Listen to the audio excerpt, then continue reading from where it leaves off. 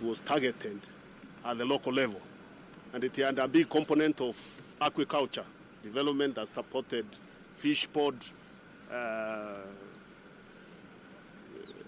development of fish pods, fish feeds, fingerlings, and organization of the community to support fish farming.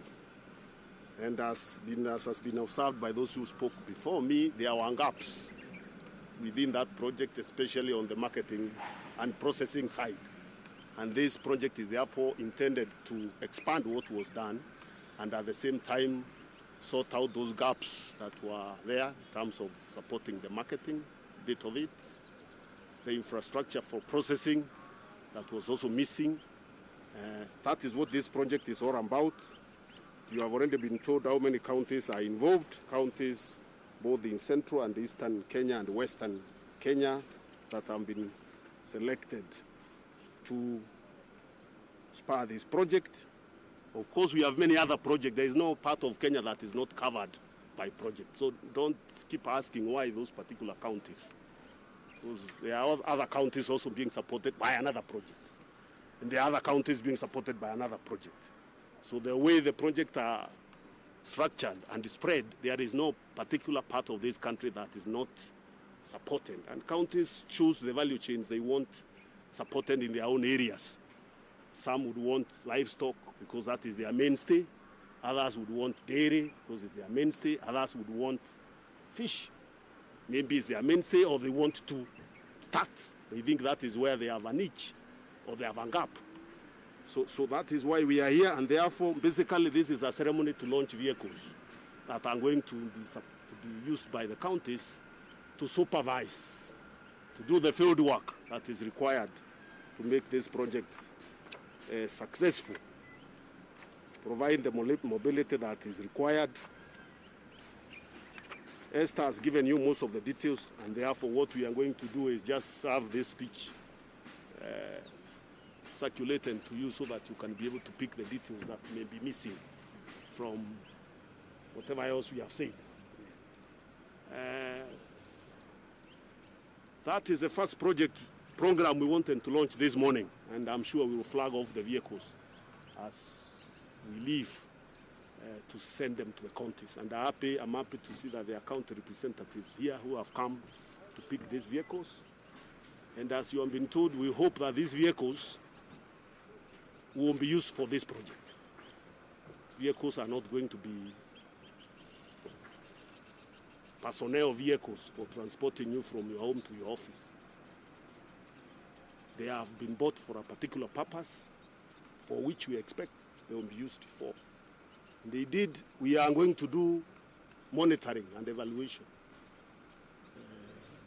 to make sure that those vehicles are not diverted from this project and passed on as vehicles for other purposes for which they are not for. Because those other purposes, I'm sure you also have resources to buy vehicles for transporting yourselves to. They are basically for monitoring and making this project successful on the ground. That is one of the points I wanted to make. The other point I would want to make is that these projects, majority of these projects are actually debts. Government is borrowing and they're repaying, so it's not free money. That I would like that to be very clear. This is not philanthropic money. It is money through a negotiation government has borrowed and they will repay. The Kenyan taxpayer will carry the burden of repaying this money. And therefore, we would want this money utilized properly on the ground to support livelihood and in grown businesses that will pay taxes to repay the money. Otherwise, if this money is diverted to do other things, then we completely betray the public that is going to shoulder the burden of repaying this money. And therefore, we would want to strengthen the audit units. In fact, we will be looking into this project to be sure we have enough human resources and the skills to do proper auditing, to ensure that these resources are utilized for purposes for which they have been given. We owe it to our country, we owe it to the population, and we owe it to the people of Kenya, whom this money is supposed to help. And therefore, I wanted to actually say that we are going to relook into the way these projects are structured to make sure we fill those gaps where there could be loopholes, where there could be gaps that would allow misuse or misdirection of these resources away from the purposes that they are intended for. I've seen, especially the coordination of these projects is wanting. We want to see how we can restructure the coordination element within the projects to make sure they are done extremely well for the purposes that they are intended for. Thirdly, these resources, especially that are going to the counties, are resources that are actually national government resources that are being given to the counties to carry out a development purpose. If you look at the structure of the constitution, it will be very clear. It is actually conditional grants. If you look at the window within which these resources are being channeled to the counties, they are conditional grants. Therefore, they are resources sent to the counties attached with certain conditions. Those conditions must be met. If the money is meant to help a women group, it has to go to the women group. And the criteria are very clear how it reaches the women group. If it is for a youth group to go and do a fish pond, it has to go there. And that's why I'm saying the monitoring element and the accounting element must be strengthened moving forward.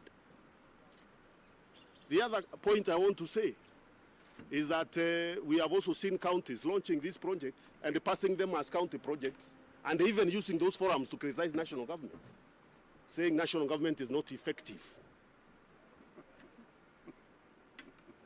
and saying national government projects are not reaching the ground. You are launching a national government project, handing over checks from national government, and you are saying national government projects are not reaching on the ground.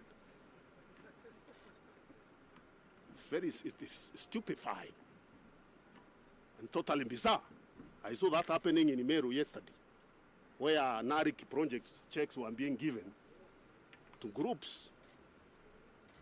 And I saw the leadership there criticizing national government and saying, make sure your money reaches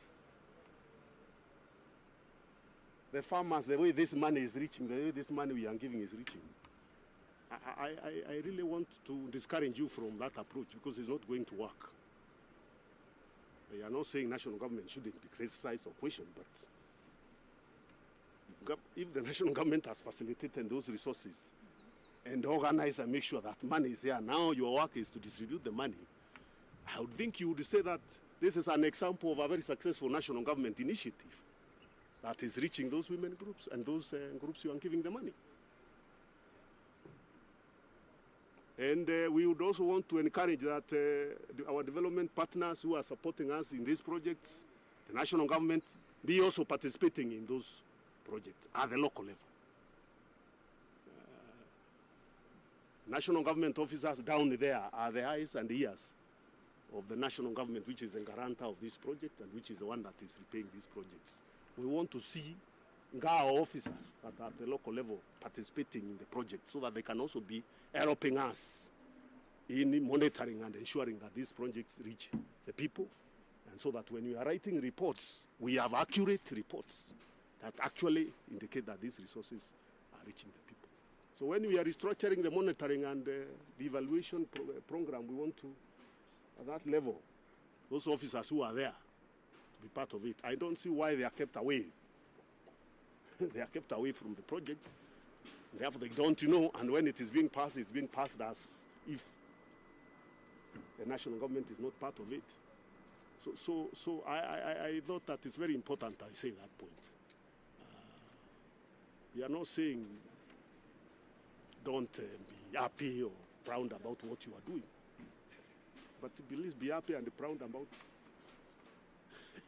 your own things, and also acknowledge the contribution of the national government there. Tunaelewana? Mimi sina mengine kwa hiyo project. We are going to launch the hand over the vehicles And we want now to move to another program we were launching today, which we actually started on the other side. And I will invite, we've been engaged in the locust containment effort for a long time now, over 5 months, because we started in December. Now we are in May, and we've done a lot of work together again, the national government, the counties, because we have been working with the counties, and our development partners, coordinated by FAO. We've made a lot of strides in containing the locust menace that has been ravaging the country.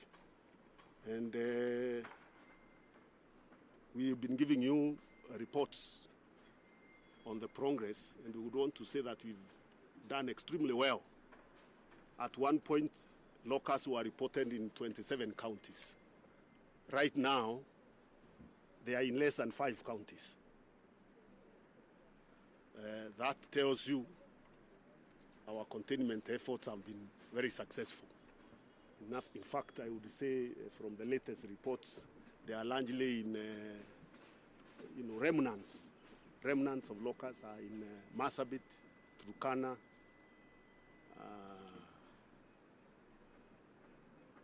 Samburu, and Isiolo. And our efforts to eradicate them, even in those counties, is still on. We have our teams on the ground,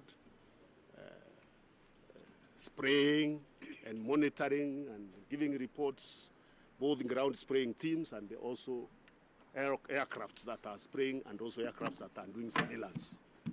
And therefore, we want to acknowledge and thank all the teams across the ground in all the bases, both at the national level and the county level, for their contribution in making this effort successful.